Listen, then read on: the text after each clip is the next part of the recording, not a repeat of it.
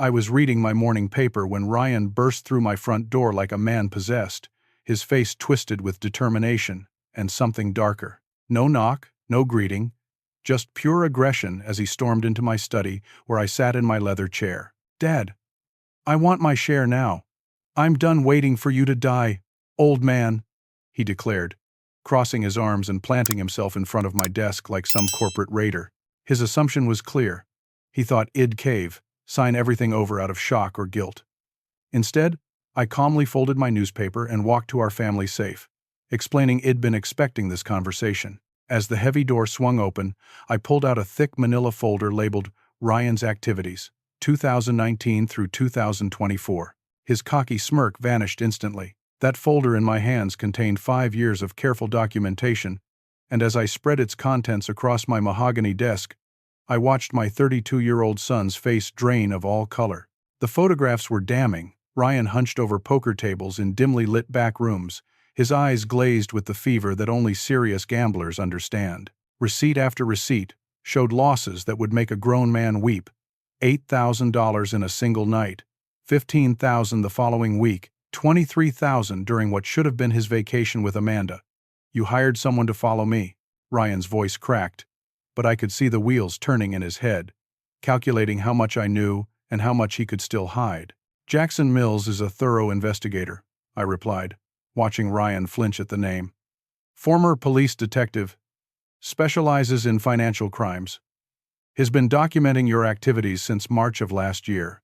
I built my construction company, Riverside Construction, from absolutely nothing after returning from Vietnam in 1971. Sarah and I started with a used pickup truck and a toolbox full of determination. We worked 16-hour days, lived on peanut butter sandwiches and dreams, slowly building a reputation for quality work and honest dealing.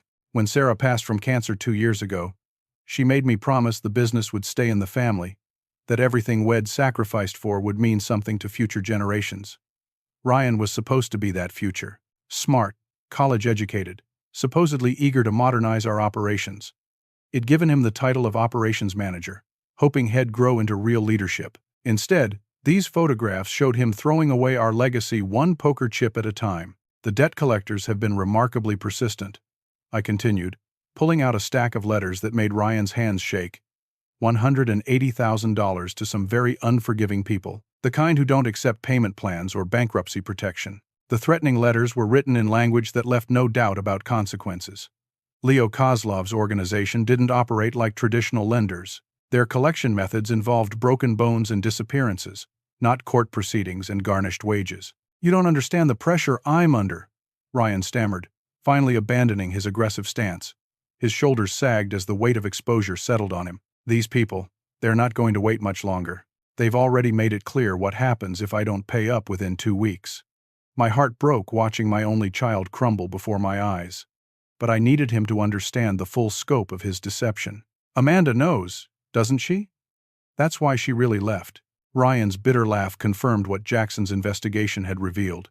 "She found the letters hidden in my apartment, started asking questions about where my money was going, why I was always taking calls at weird hours. When she figured it out, she packed her bags and told me to get help or lose her forever. The woman I'd hoped would become my daughter-in-law had tried to save him. Amanda Morrison was good people, came from a working-class family in Toledo, understood the value of earned money. Shed stayed with Ryan through his mood swings and secretive behavior until she discovered he'd been lying about everything. She begged me to come clean with you," Ryan admitted, slumping into the chair across from my desk. "Said you'd help me figure something out, that you wouldn't abandon your own son. But I couldn't face disappointing you again." Again. The word hung in the air like smoke from a funeral pyre. I thought about all the times I'd covered for Ryan's mistakes, made excuses for his poor decisions, bailed him out of smaller scrapes. Each rescue had taught him that consequences weren't permanent, that Dad would always fix things.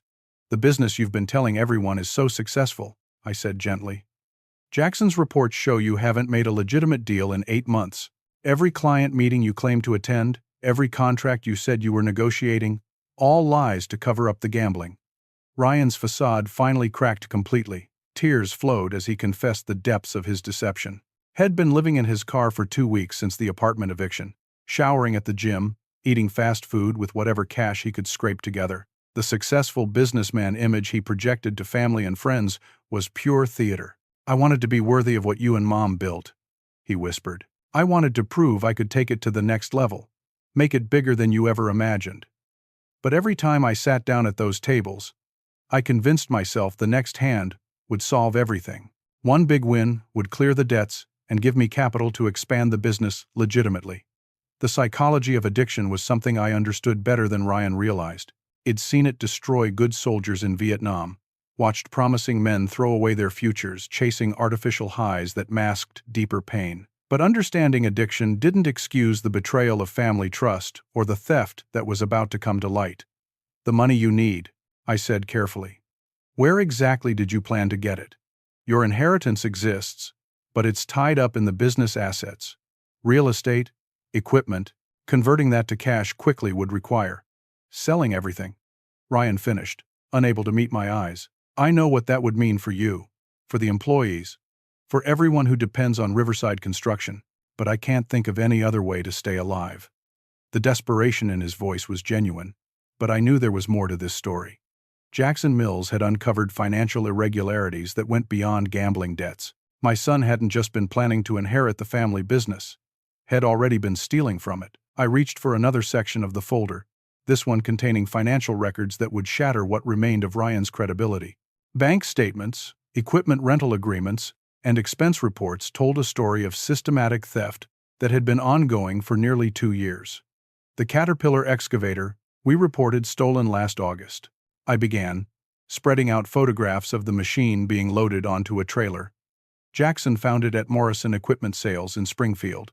Sold for $45,000, cash transaction, signed off by our operations manager." Ryan's face went white as I continued laying out evidence. "The Bobcat loader, missing from the Cedar Creek job site, sold to Independent Construction for $32,000. The welding equipment that supposedly fell off a truck during transport, another $18,000 at auction." Each revelation hit him like a physical blow. The thefts weren't opportunistic or desperate. They were calculated, professional, carried out with forged documentation and false insurance claims. Ryan had been using his position in the company to systematically loot our assets. $95,000 in equipment, I said, my voice steady despite the rage building in my chest. Plus another $60,000 in manipulated expense reports, fake receipts for materials never purchased, inflated invoices from suppliers who kicked back the difference, false overtime claims for workers who were never on those job sites. The expense report fraud was particularly sophisticated. Ryan had created relationships with crooked suppliers who would generate inflated invoices for materials that were either never delivered or delivered in smaller quantities than billed. The difference between actual cost and billed amount was split between Ryan and the suppliers. "The Peterson renovation project," I continued, pulling out a thick file. "We billed them for premium hardwood flooring at $60 per square foot. The actual flooring cost $38 per square foot, and you pocketed the difference through your shell company, R&R Procurement Services." Ryan had established the shell company using his girlfriend's address, listing Amanda as secretary without her knowledge. Every fraudulent transaction was carefully documented, creating the appearance of legitimate business while systematically draining company profits. "How long have you known?" Ryan asked weakly. Sarah's accountant, Margaret Chen, noticed discrepancies during the quarterly review 6 months ago. Small things at first, invoices that didn't match delivery receipts, equipment maintenance charges for machines Wed supposedly sold. She brought it to my attention right before Christmas. Margaret had been handling our books for 15 years, ever since Sarah decided we needed professional financial management. Her attention to detail had saved us from costly mistakes before, but this discovery had shaken her faith in family business dynamics. "I wanted to believe there was an innocent explanation," I admitted. "I thought maybe you were just disorganized, that the discrepancies were accounting errors or miscommunications with suppliers." I asked Margaret to audit everything quietly while I tried to figure out how to approach you. The full audit had taken 3 months and revealed the scope of Ryan's betrayal. He hadn't just been stealing equipment and falsifying expense reports. He'd been actively sabotaging company operations to create opportunities for theft. "The Millfield Shopping Center project," I said, pulling out another file. "We lost that contract because our bid was suddenly 23% higher than Blackstone Development's proposal. I couldn't understand how they'd undercut us so severely on a project where we had every advantage. The truth was devastating. Ryan had been feeding inside information to Blackstone Development, our biggest competitor, allowing them to undercut our bids while ensuring our company would struggle financially. The struggling finances would make his inheritance demands seem more reasonable, a son stepping in to save his father's failing business. Blackstone's project manager, David Torres, has been very helpful with Jackson's investigation. I continued. Apparently, your correspondence with their acquisition team was quite detailed, planning to sell the entire company to them for 65 cents on the dollar, with you receiving a substantial finder's fee and a management position. Ryan finally found his voice, but it came out as barely controlled fury. You've been spying on me for months, building some kind of legal case like I'm a common criminal instead of your own son. You are a criminal, I replied evenly. The question is whether you're also still my son. His anger exploded into cruel accusations that cut deeper than any physical wound could have. Mom would have understood what I was trying to do. She would have seen the vision I had for expanding this business into commercial development, for making it competitive in the 21st century, instead of stuck in your Vietnam-era mentality. Don't you dare bring your mother into this, I warned, but Ryan was beyond reason now. She used to tell me how frustrated she was with your old-fashioned approach, how you refused to modernize operations or embrace new technologies. She said the business would die with you unless someone with vision took over. The lies about Sarah's feelings were weapons designed to inflict maximum damage. My wife had been nothing but supportive of our conservative business approach, understanding that steady growth and honest dealing had sustained us through economic downturns that destroyed flashier competitors. Sarah worried about you, I said quietly. She was afraid you'd inherited her brother's gambling problems, that you didn't understand the difference between calculated risk and reckless speculation. She made me promise to guide you carefully, to not hand you responsibility until you'd proven your character. Ryan's response revealed the depth of his transformation from disappointed son to ruthless adversary. Your guidance has been holding me back for years. This company should be 10 times bigger by now. We should have commercial contracts, government projects, development partnerships. Instead, you're content-building suburban decks and remodeling bathrooms like some neighborhood handyman. The contempt in his voice for honest work, for the foundation that had provided his entire life, showed how completely he'd lost his way. Sarah's fears had been justified. Our son had inherited her brother's addiction and developed an entitlement that made him dangerous. Amanda tried to warn me about your attitude. Ryan continued his assault. She said you'd never really respect me, that you'd always see me as the screw-up kid instead of a business partner. She was right. You've been looking for an excuse to cut me out, and my mistakes just gave you the ammunition you needed. This final lie about Amanda's loyalty was the last straw. I'd spoken with her personally after she left Ryan, and Shed expressed genuine concern for both of us. Shed begged me to get Ryan professional help, offering to support family counseling if it would save their relationship. Amanda Morrison called me 3 weeks ago, I said, watching Ryan's arrogance crumble. She wanted to make sure you weren't planning to do something desperate that would destroy your life permanently. She still loves you, Ryan, but she won't enable your self-destruction. The revelation that Amanda had been trying to protect him, not plot against him, seemed to penetrate his defensive anger. For a moment, I glimpsed the scared young man beneath the criminal facade. But that moment was brief. Ryan's face hardened again as he prepared to reveal just how far he was willing to go to get what he wanted. What came next would test every assumption I'd made about the limits of my son's betrayal. I opened another section of Jackson's file, revealing surveillance photographs that made my stomach turn. Ryan in animated conversation with Tom Hendricks, my business partner of 20 years, at a downtown restaurant I'd never seen them visit together. Tom has been very chatty about company operations lately, I said, spreading out transcripts that would change our relationship forever.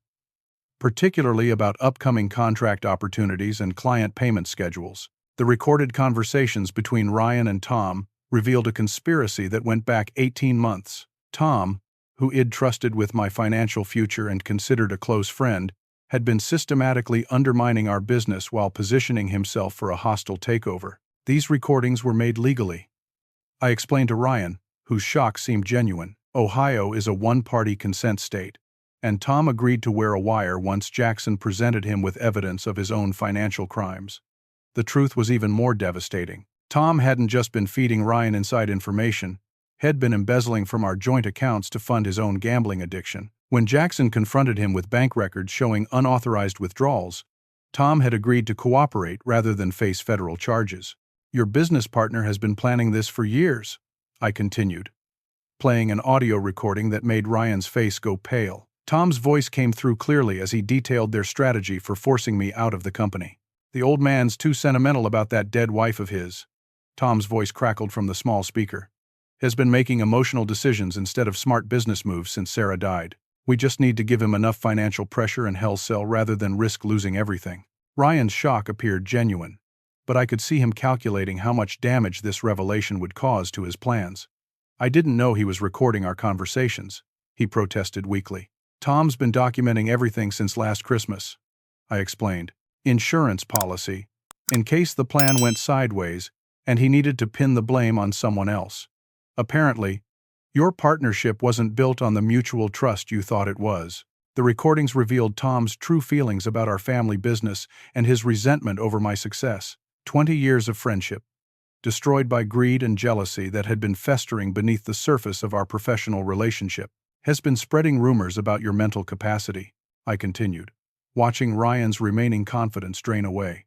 "Telling clients that Sarah's death affected your judgment, that you're making increasingly erratic decisions that could endanger their projects." Tom's campaign of character assassination had been subtle but effective. Casual comments to longtime clients about my difficult adjustment to widowhood, suggestions that I was becoming overly cautious about financial decisions, implications that the business needed fresh leadership to remain competitive. "The Henderson office building renovation," I said, pulling out email correspondence that made Ryan wince. "Tom convinced them to delay signing our contract by suggesting I might not be mentally sharp enough to handle a complex commercial project. He recommended they consider Blackstone development instead." The email chain between Tom and Blackstone's acquisition team revealed the full scope of their collaboration. Tom had been providing detailed financial information about our company, client lists, upcoming bid opportunities, and internal cost structures. In exchange, Blackstone had promised him a senior management position and equity stake once they completed the acquisition. David Torres at Blackstone was very cooperative once federal investigators explained the conspiracy charges he was facing. I continued. "Wire fraud, racketeering, theft of trade secrets." He provided copies of every document Tom shared with them over the past 2 years. Ryan's face showed genuine confusion now. "Federal investigators? You called the FBI over a business dispute. This stopped being a business dispute when it became a criminal conspiracy involving government contracts," I explained. "The VA hospital renovation project we lost to Blackstone last month? They underbid us using internal cost information that Tom provided. That's federal fraud. The Veterans Administration contract was worth $4.7 million over 3 years. Losing it to a competitor who'd been given our proprietary bidding information wasn't just unfair competition. It was a federal crime that carried serious prison sentences. Tom's been trying to reach you for 3 days," I continued, showing Ryan missed call logs from his phone records. "Ever since Jackson Mills visited his office with federal agents. Has been hoping you could coordinate your stories before the indictments come down." The color completely drained from Ryan's face as he realized the legal jeopardy he was facing. Federal conspiracy charges carried minimum sentences that could destroy his entire future, not just his inheritance. But there was still more devastating news to come. "Jessica Hendricks has been very helpful with the investigation," I said, watching Ryan's expression change to confusion. "Tom's daughter, your other girlfriend? The one you've been seeing while Amanda thought you were committed to your relationship?" The photographs Jackson had collected showed Ryan and Jessica together at hotels, restaurants, and her apartment while he was supposedly building a future with Amanda. But this wasn't just about infidelity. Jessica had been providing Ryan with inside information about her father's other business dealings. "Jessica thought you were genuinely in love with her," I continued. "She shared details about her father's business partnerships, client relationships, even family financial information. Information you used to help plan this takeover scheme." Ryan's manipulation of Jessica had been particularly calculated. Had cultivated the relationship specifically to gain access to Tom's private business dealings, using her emotions as a tool for corporate espionage. "She doesn't know about Amanda," Ryan admitted quietly. "I told her you disapproved of our relationship because of the business partnership with her father. Jessica Hendricks has been cooperating with federal investigators for 2 weeks," I revealed. She contacted the FBI herself when she realized you'd been using their relationship to gather intelligence about her family's finances. She thought you were planning to blackmail her father. The final revelation that destroyed Ryan's remaining composure was the most personal betrayal of all. I pulled out a pawn shop receipt that made his hands shake uncontrollably. "Sarah's wedding ring," I said quietly, showing him the documentation. "Pawned at Morrison's on 5th Street for $1,200. You told me you couldn't find it when we were going through her things after the funeral." Ryan's face crumpled as he realized I'd discovered his most shameful theft. I was desperate, and I thought I could buy it back before you found out. I never meant for it to be permanent. The ring had belonged to Sarah's grandmother, passed down through 3 generations of working-class women who'd understood the value of family legacy. Sarah had worn it for 38 years, never removing it even during her cancer treatments when her hands swelled from medication. $1,200, I repeated, my voice breaking with emotion. "You sold your mother's wedding ring, the symbol of our life together, for enough money to lose in a single poker hand." Ryan's tears were genuine now, but they came too late to change the consequences of his choices. The web of deception had ensnared not just our family business, but the sacred memories that held our family together. What happened next pushed our confrontation beyond business betrayal into something far more sinister. Ryan wiped his tears away and stood up, his demeanor shifting from defeated son to desperate criminal. The change in his expression sent cold fear down my spine as I realized how far he was prepared to go. "You think you've got everything figured out," Ryan said, his voice taking on a menacing tone I'd never heard before. "But you don't understand the position you've put me in. Those people I owe money to. They don't care about your federal investigations or family drama. They want their money. And they're going to get it one way or another." He pulled out his phone and showed me a screen that made my blood run cold. It was a drafted email addressed to Adult Protective Services, local news stations, and our biggest business clients. The subject line read, "Urgent concerns about elder abuse and mental competency. I've been documenting your declining mental state for months," Ryan continued, his tone becoming increasingly threatening. "Confused conversations, memory lapses, paranoid behavior. I have recordings of you seeming disoriented during business meetings. Medical records showing prescription drug use that could affect your judgment."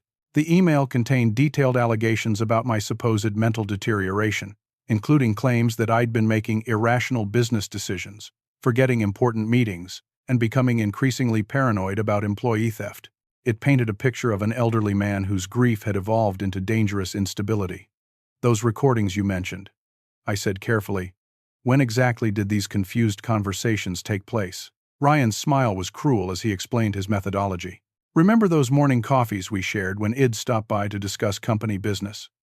The ones where you sometimes seemed a little foggy, had trouble following complex financial discussions." The realization hit me like a physical blow. Ryan had been drugging my coffee during our business meetings, using mild sedatives to create evidence of mental impairment. The meetings I'd attributed to morning grogginess had actually been chemically induced confusion. "Low-dose benzodiazepines," Ryan explained with disturbing pride. "Nothing dangerous, just enough to make you seem confused and disoriented. I recorded every conversation, where you struggled to follow the discussion or forgot details we'd covered." The sophistication of his manipulation was breathtaking. Had been creating false evidence of dementia while positioning himself as the concerned son trying to protect his father's business interests. "Had been sharing these concerns with Uncle Frank and Aunt Dorothy," Ryan continued, referencing my brother and Sarah's sister. "They're both worried about your mental state, especially after some of the phone calls where you seemed confused about family events or forgot important dates. The family manipulation was particularly insidious. Ryan had been calling our relatives with manufactured concerns about my behavior, planting seeds of doubt about my mental capacity. Frank had mentioned during our last conversation that he was worried about how I was handling Sarah's death, but I'd attributed his concern to normal grief counseling. Dorothy has been particularly receptive to discussions about your need for professional help, Ryan said, showing me text message conversations that made my heart sink. She thinks you're trying to handle too much responsibility while dealing with unresolved grief. Sarah's sister had always been protective of family members, and Ryan was exploiting her genuine concern to build a case for my incompetency. The text messages showed her expressing worry about my isolation, my reluctance to seek grief counseling, and my apparent obsession with minor business details that might indicate declining mental function. But the most devastating weapon in Ryan's arsenal was yet to be revealed. "I've also been reviewing Mom's medical records from her cancer treatment," Ryan said, pulling out documents that made me physically sick, particularly her sessions with Dr. Patricia Williams, the grief counselor she saw during the final months. Those counseling sessions had been Sarah's private sanctuary during the most difficult period of our lives. She had been struggling with depression and fear as the cancer progressed, and Dr. Williams had provided crucial emotional support that helped her maintain hope and dignity during treatment. Dr. Williams kept detailed notes about Mom's emotional state, Ryan continued, showing me photocopied pages that should have been protected by doctor-patient confidentiality, including her concerns about your controlling behavior, your refusal to discuss end-of-life planning, and your apparent denial about the severity of her condition. The records had been illegally obtained through Jessica's connections in the medical field, but they contained Sarah's private thoughts during her most vulnerable moments, fears about leaving me alone, worries about whether I would be able to handle business decisions without her input, concerns about whether I was too stubborn to accept help from family members. She wrote about feeling emotionally isolated, Ryan said, reading from the stolen records, about how you refused to talk about her fears, how you insisted on maintaining normal business operations even when she needed more support at home. The words were taken completely out of context, but they could be manipulated to suggest that I'd been emotionally abusive to my dying wife. Sarah's private struggles with depression during cancer treatment could be twisted into evidence that I'd driven her to despair through neglect and controlling behavior. "You're going to destroy your mother's memory for money?" I asked, horrified by the depths of his moral collapse. "I'm going to use whatever tools I have to survive," Ryan replied coldly. "If you don't sign over the business and provide the additional $500,000 I need to disappear permanently, this email goes out to everyone who matters in your life." The threat was comprehensive and devastating. Local news stations would broadcast allegations about elder abuse. Adult Protective Services would launch investigations that could result in guardianship proceedings, and business clients would question my mental competency to handle their projects. Jessica helped me understand how to access medical records through hospital database systems, Ryan continued, explaining the criminal methods Head used. She thought we were researching malpractice claims related to Mom's treatment, not building blackmail material. Ryan had manipulated Jessica's access to medical databases to steal confidential patient information, adding federal privacy violations to his growing list of crimes. But he was beyond caring about legal consequences now. $500,000 in addition to the business transfer. He repeated his demands. "Enough money for me to pay off my gambling debts and start over somewhere far from Ohio. You have 24 hours to make the arrangements." When I stood up from my desk, Ryan misinterpreted my movement as compliance. But I wasn't reaching for legal documents. I was moving toward the phone to call the police. "Don't make this harder than it needs to be," Ryan warned. But something in my expression must have alarmed him. "You're not getting a penny," I said quietly. "And you're not destroying your mother's memory with those lies." Ryan's face contorted with rage as he realized I was calling his bluff. "You stubborn old fool. I'm trying to save both of us here. If I don't pay these people back, they'll come after you too. They know where you live, where you work, who you care about." The physical confrontation erupted when Ryan lunged forward to grab the phone from my hands. Despite being 30 years younger, desperation had weakened him, while righteous anger had strengthened my resolve. We struggled briefly, knocking papers off the desk and sending his phone crashing against the wall. "You're proving my point," Ryan screamed as we separated. "This violent behavior, this irrational response to reasonable requests, everyone's going to see exactly what kind of man you really are." But I had one more revelation that would change everything Ryan thought he knew about our confrontation. Ryan's broken phone scattered across my office floor in pieces, but the device I picked up from my desk drawer was still functioning perfectly.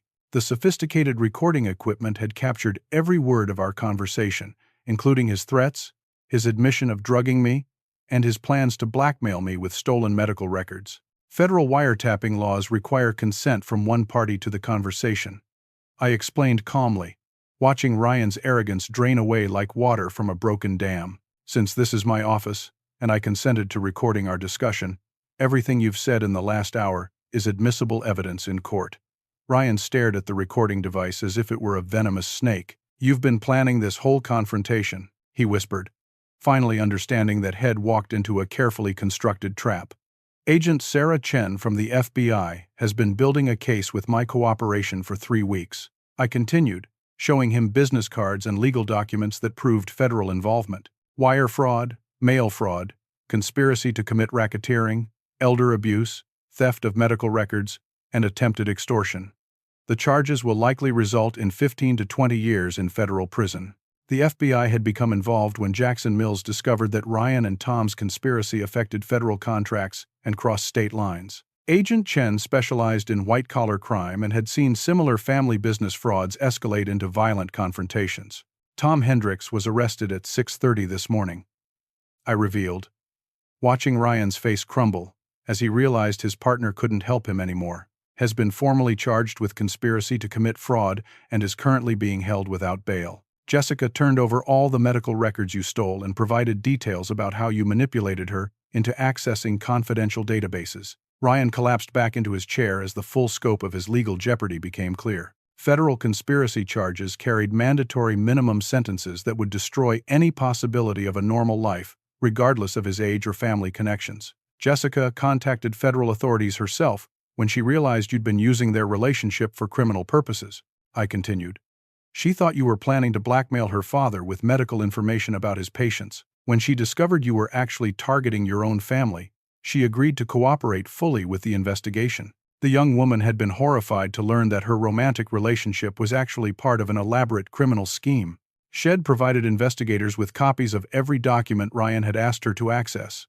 Every conversation, where Head pressed for information about her father's business dealings, every manipulation tactic Head used to exploit her trust. Agent Chen has been monitoring your communications for 2 weeks, I explained, showing Ryan court orders that authorized surveillance of his phone calls, emails, and text messages.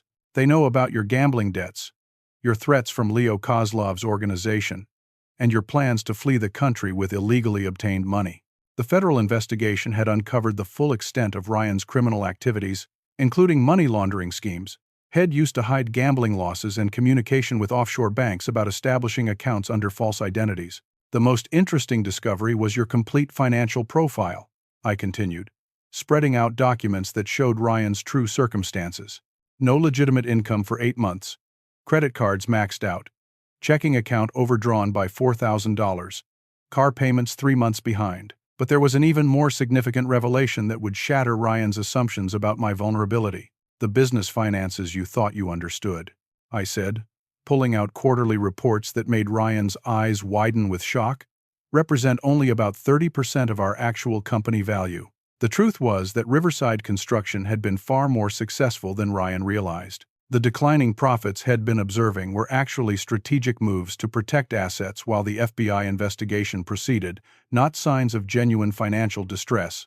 Suburban development project in Franklin County, I explained, showing him contracts worth millions of dollars. Government renovation contracts for 3 state facilities. Commercial partnerships with 2 national retail chains. All agreements you knew nothing about because they were negotiated during your gambling binges.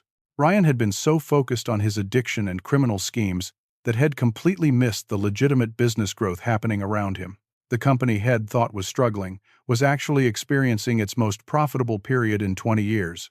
Margaret Chen has been managing a separate set of books for the contracts you weren't involved with, I continued. We needed to protect those revenue streams from potential theft or sabotage while Jackson's investigation continued. The revelation that it'd been compartmentalizing business operations to protect them from Ryan's criminal activities showed a level of strategic thinking he hadn't anticipated from his supposedly declining father. Agent Chen will be here in 30 minutes to place you under arrest, I said, checking my watch. But I wanted to have this conversation first, to give you an opportunity to understand the full consequences of your choices. Ryan's shock turned to desperate calculation as he realized the scope of his legal jeopardy. What if I cooperate? What if I testify against Tom and provide information about Blackstone's involvement? Don't federal prosecutors make deals with people who help their investigations? The possibility of cooperation was something Agent Chen had discussed, but it required complete honesty about every aspect of the criminal conspiracy, forfeiture of all stolen assets, and acceptance of significant prison time even with a reduced sentence. There is one alternative, I said quietly, pulling out a legal document that would offer Ryan a chance at redemption that didn't involve federal prison. but it requires you to choose between facing the consequences of your crimes or earning a second chance through genuine change. Ryan's eyes focused intensely on the paperwork as he realized I was offering him something federal prosecutors never could: a path back to the family he'd betrayed. The document I placed before Ryan wasn't a plea agreement or business transfer.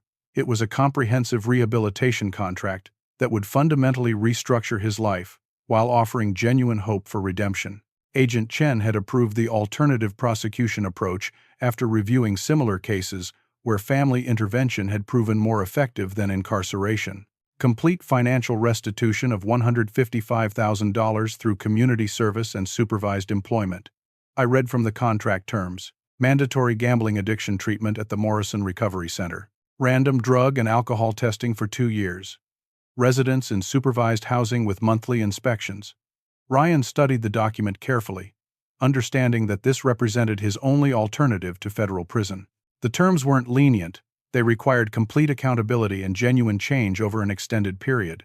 Employment as an entry-level construction worker under the supervision of Miguel Rodriguez. I continued, watching Ryan's reaction to learning about his potential supervisor. Miguel is a Vietnam veteran who understands discipline, accountability, and the difference between punishment and rehabilitation. Miguel had been with our company for 12 years, starting as a laborer and earning promotion to foreman through consistent reliability and natural leadership. He had overcome his own struggles with alcohol after military service and had successfully mentored other employees facing personal challenges. 60 hours of community service per month for 18 months. I read from the next section. Working with Habitat for Humanity, veterans housing projects, and senior citizen home repairs, all supervised and documented by community service coordinators. The community service wasn't arbitrary punishment. It was designed to reconnect Ryan with the value of honest work and the satisfaction of helping people who genuinely needed assistance. Building homes for low-income families would show him the dignity in construction work he'd previously dismissed. Personal apology meetings with every client affected by the conspiracy. I continued, noting Ryan's visible discomfort with this requirement. Full disclosure of how your actions nearly damaged their relationship with our company. Acceptance of responsibility, and commitment to rebuilding trust through future honest dealing. These face-to-face meetings would be the most difficult part of Ryan's rehabilitation. Clients like the Henderson family, whose office building project had been delayed by fraudulent bidding, and the Morrison Shopping Center developers, who'd lost confidence in our company because of insider information leaks. Written apology letters to every family member you deceived. I read from another section.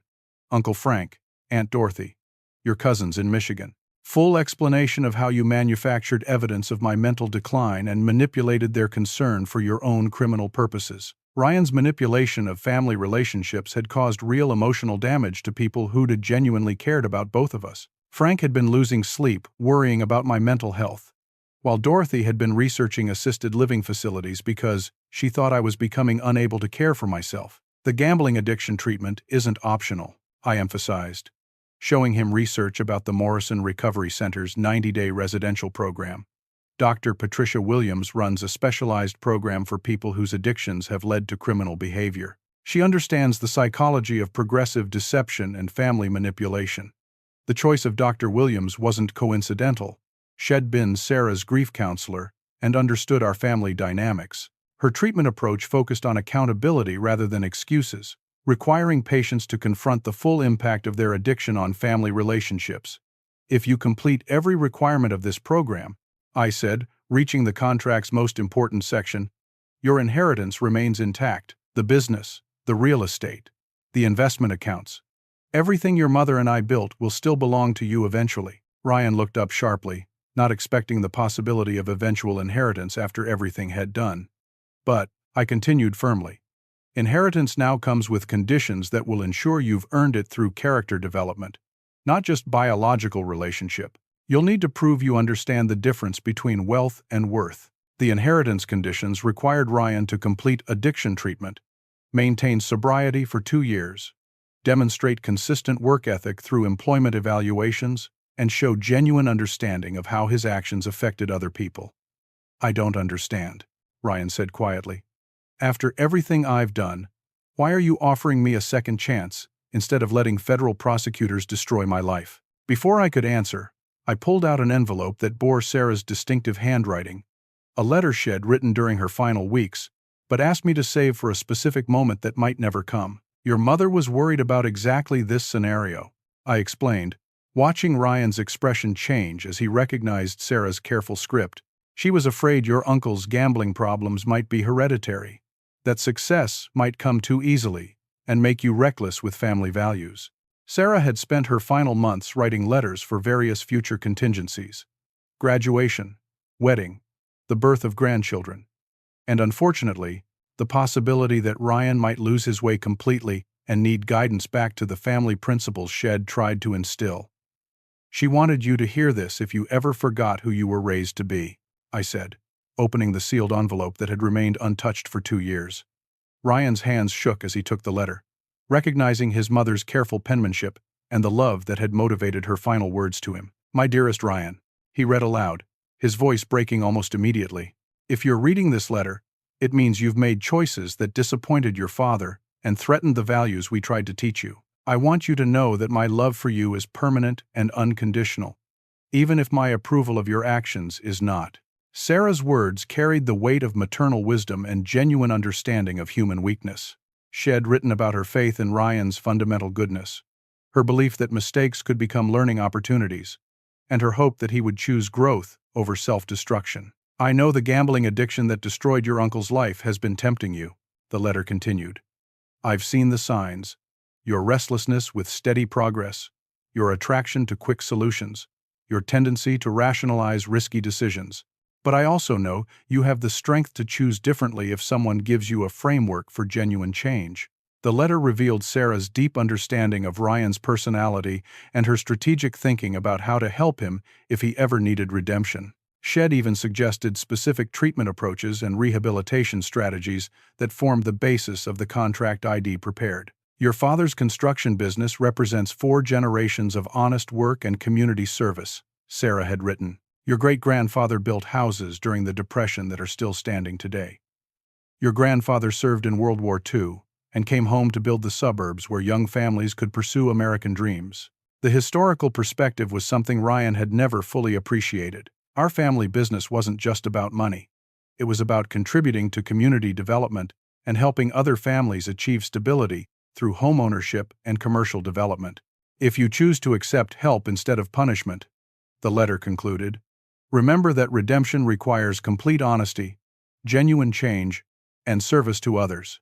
The inheritance you might receive someday should be earned through character, not claimed through blood relationship. Ryan wiped tears from his eyes as he finished reading, finally understanding that his mother had foreseen this exact moment and provided guidance for finding his way back to family values. I accept the rehabilitation program, he said quietly, signing the contract with hands that no longer shook from fear but from determination to honor his mother's faith in his potential for change. 1 year later, I stood in the same office where Ryan had demanded his inheritance, but everything about our relationship had been transformed. The annual company barbecue that Sarah used to organize with such enthusiasm was happening in our backyard, and for the first time since her death, the celebration felt genuinely joyful rather than obligatory. Ryan walked through the crowd of employees and their families. No longer the entitled operations manager who had once dismissed their work as beneath his ambitions. 11 months of sobriety, honest labor, and community service had fundamentally changed how he saw himself and the value of the construction trade. I want to thank everyone for your patience during my rehabilitation. Ryan addressed the gathering, his voice carrying the humility that comes from genuine accountability. My addiction and criminal behavior nearly destroyed this company and betrayed the trust you placed in our family. I'm grateful for the opportunity to earn back your respect through consistent work rather than empty promises. Miguel Rodriguez stood nearby, nodding approvingly at the young man Head helped transform from entitled criminal into reliable team member. Their working relationship had evolved from supervisor and probationer into genuine mentorship built on mutual respect for honest craftsmanship. Ryan's been working on the Morrison Elementary School renovation, Miguel told the crowd, his voice carrying the pride of a teacher whose student had exceeded expectations. 60-hour weeks, perfect attendance, quality work that meets our highest standards. The school board specifically requested him for their next project. The elementary school renovation had been Ryan's first major project after completing residential treatment. Working with children's educational facilities had reminded him why construction work matters, creating safe, functional spaces where young people can learn and grow. Dr. Williams says Ryan's made remarkable progress in understanding how addiction affected his judgment and family relationships. I added, sharing an update from his addiction counselor.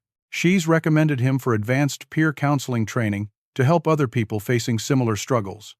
The counseling component of Ryan's rehabilitation had proven particularly valuable. Understanding the psychology of progressive deception and family manipulation had helped him develop genuine empathy for the people he'd hurt through his criminal behavior. Tom Hendricks had received a 3-year federal sentence and forfeiture of all business assets. His construction company had collapsed when clients learned about his fraudulent practices, and several other contractors had been awarded projects that his organization had obtained through insider information. Jessica sent a letter wishing you well, I told Ryan privately during a quiet moment of the barbecue. She's completing her nursing degree in Pennsylvania and feels good about helping the federal investigation. No romantic intentions, but genuine hope that you're building a healthy life. Jessica's cooperation with federal authorities had been complete and helpful, providing documentation that led to additional charges against Blackstone Development for conspiracy and trade secret theft. Shed moved to Pennsylvania for a fresh start but maintained friendly contact to monitor Ryan's progress. The most meaningful development had been Ryan's decision to extend his rehabilitation program beyond the required 18 months. Head voluntarily committed to an additional 6 months of community service to establish a scholarship fund for children of company employees, something he was planning as a tribute to Sarah's memory. The Morrison Elementary project got me thinking about education and opportunity, Ryan explained to our gathered employees. Mom always said the best inheritance she could give me was good values and a strong work ethic. I want to help make sure your children have educational opportunities that prepare them for whatever career paths they choose. The scholarship fund represented Ryan's growing understanding of true legacy, using family resources to benefit the community rather than simply accumulating wealth for personal consumption.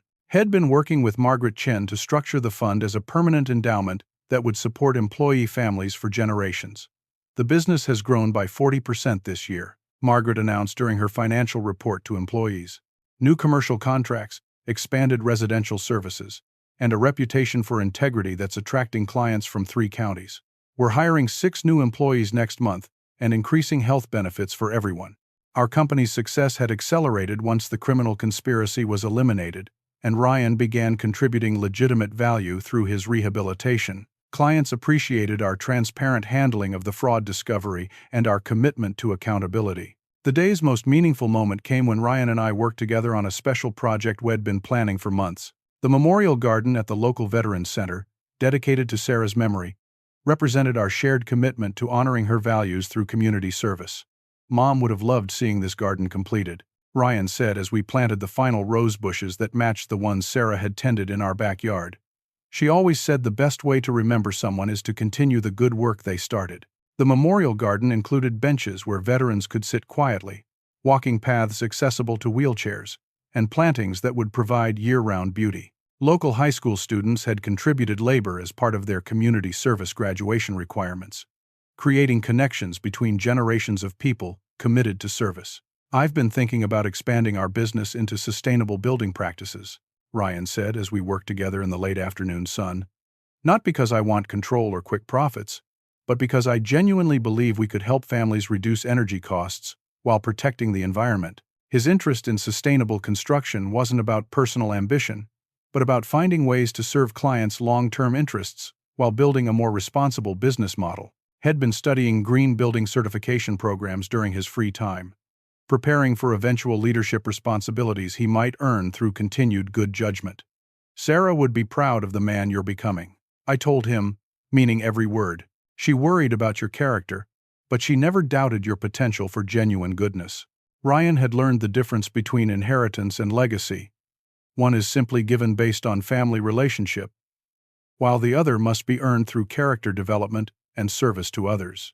His willingness to extend his rehabilitation program and focus on community benefit showed wisdom that hadn't existed before his crisis. As the evening wound down and our employees headed home to their families, Ryan helped me clean up the barbecue area without being asked. Small gestures of consideration had become natural for him, replacing the entitled attitude that had once characterized his approach to family relationships.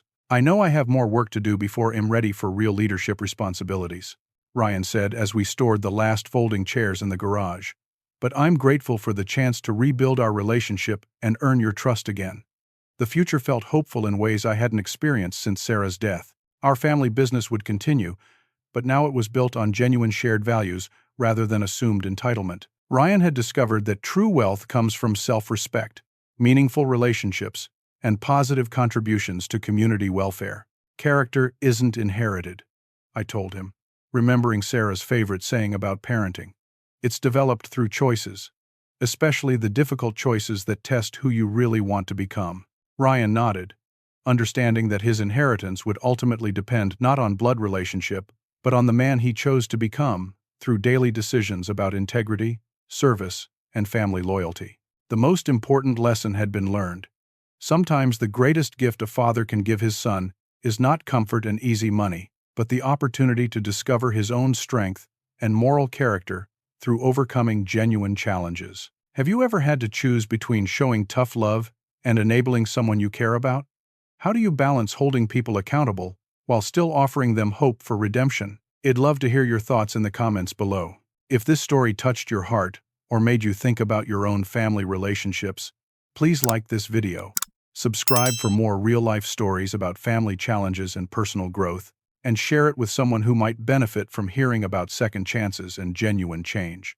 Thank you for listening to my story, and I hope it reminds you that it's never too late for people to choose different paths when someone believes in their potential for good. May you find the wisdom to balance justice with compassion in your own family relationships.